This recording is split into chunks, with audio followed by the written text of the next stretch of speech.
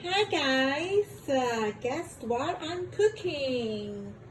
Actually, this is my first time to use this Ninja Foodie pressure cooker or air fryer. So, si Jaime kasi nag-ask sa akin na mag-lechon kawali daw ako today for our dinner. So, ayun, medyo nahirapan ako ng konti kasi nga first time ko siyang ginamit at saka yun. So let's see. Woo! Wow! Lechon kawali. Point, point, point. Rinig nyo yun? Crunchy, crunchy. Ang kagandahan ng air fryer kasi hindi mo na siya kailangang lagyan ng sangkatutak na wala nga hindi mo na kailangang lagyan talaga ng oil. So, yun. Less cholesterol. Ika nga. So, let's see kung mainit pa. Ah. Pam, pam, pam, pam, pam, pam. Jaime, luto na yung ni-request mo. Let's see kung mamaya ko na ano yan. Pag andito na si Jaime. Andun. May trabaho pa siya.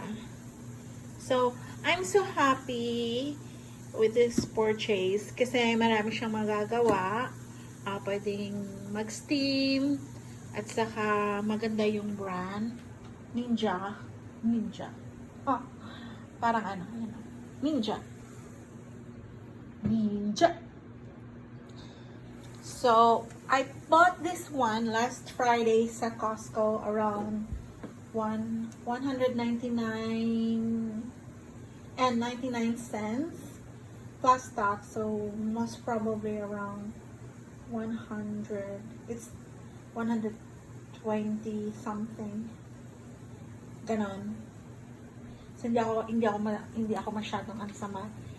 Pero sa iba, mas mahal siya kung bibilhin mo siya sa Canadian Tire, mas mahal siya. So around sa Canadian Tire, I guess 224 something plus tax pa. So most probably mga almost 250, but I'm not sure. So ayun, happy naman ako sa result ng Lechon Kawali. Wapip. Ooh, crunchy. Ay, ang init. Di makapaghintay eh.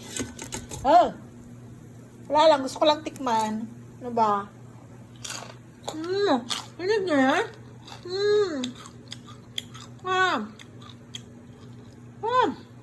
So good. Ako, masarap to. Pag si Jaime, may mga barkada nagiinuman dito sa bahay, malamang. Siguro yung crispy pata, lechon kawali, kung ano-ano pa. Yan.